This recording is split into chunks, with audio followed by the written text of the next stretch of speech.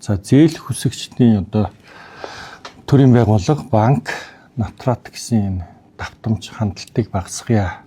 Инхийн тулд бид захимжуулах шаардлагатай байна гэдэг шийдэлд хүрсэн. За өнгөрсөн онд гэхэд улсын бүртгэлийн байгууллага өөрөө сая 200 мянган нийт улсын бүртгэл хийсэн. За энийг нь одоо иргэн хуулийн этгээд мэдүүлэг гаргагчийн одоо хандсан зорчих хөдөлгөөнөөр тоолох юм бол багадаа 5 сая орчим давтамж гараад байгаа. Давхарцсан тоогоор. За энийг бид нар одоогийн байдлаар юу гэж үзэж байна гэхээр одоо бол иргэн хуулийн этгээдийн мэдүүлэг гаргагч зээл хүсэгч нь банк санхүүгийн байгууллагад нэгдүгüүрт очиж байна. Хоёр тэндээсээ натрат руу явж байна. Натросоос улсын бүртгэлийн байгууллага руу очиж байна. Улсын бүртгэлийн байгууллагаас дахиад банкнд очиж байна гэсэн ийм давтамж байгаа. 3 газарт 6 удаагийн хандлттай байж байгаа. За чөлөөлөхөд дахиад банкнд очиж байна. Банкнаас улсын бүртгэлийн байгууллага дээр ирж байна. Улсын бүртгэгч дээр. Инхээр 2 давтамж нөгөө 6 дээр нэмэхээр 8 удаагийн бараг давтамж болчиход байгаа.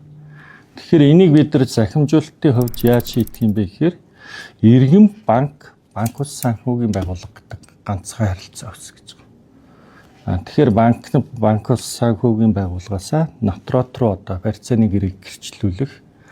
За буцаагаад натротын захимаар банк руу өгөх. Банкны одоо зээлийн үйлчилгээ хариуцсан ажилтнууд одоо манай байгууллагын тэмдэгтээр хамж үйлчилгээний хөлсүүдийг аваад буцаагаад гэрээг захимаар манай улсын бүртгэгч рүү ирүүлэхээр тэнд нь одоо захин баталгааны тэмдгээр халавжуулаад буцаагаад илгээнэ. Улсын бүртгэгч зээл хүсэгч эргөө хоёрын хооронд бичлсэн харилцаа өсөхгүй.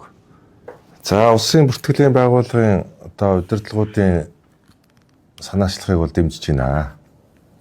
За би одоо өмнө нь суург даалгавар өгчсэн сая ч гэсэн төрийн ажлын үр дүн бол одоо иргэнд хүртэхээр санаачлагуудыг гаргах хэрэгтэй. Төрийн захимжлагчээр байдаг. Ийм Монголиагийн яг одоо тэр доторх үйлчлэгийг авч үзэх юм бол тэр бол 70% нь улсын бүртгэлийн үйлчлэг байна. Тэгэхээр Монгол төрийн захимжилт үйлчлэгээ гэж ярих юм бол улсын бүртгэлийн байгууллага дангаараа одоо 3/2-ийнх нь төрийн үйлчлэгээ захимжих хэсэг асуудал бол бүртгэлийн байгууллага та бүхнээс хамаарч байна. За энэ дээр одоо ингээд юмд бол сэтгэл ханж болохгүй.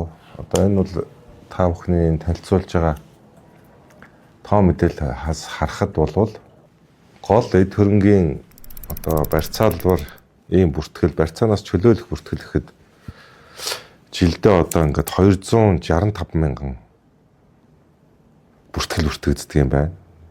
Энэ 265 мянган 55% нь нийслэл Улаанбаатар хотод бүртгэгддэг юм байна. Тэгээ Улаанбаатар хотын төвчрлээс эхлүүлээ тухайн хүний ажил, цаг зав, шатхуун тос эхлүүлээд ямар их одоо их зардал үүсдэг гэдгийг энэ тоо илтгэж байна л да. За тийм учраас энэ санаачлагыг хугацаа алдах юм байхгүй. Эх 7 хоногийн засгийн газрын хуралдаанаар хууль зүйн дотоод хэргийн сайд оруулж шийдвэрлүүлнэ. Саналуудаа бэлтгээ. Даруй хэрэгжүүлээ.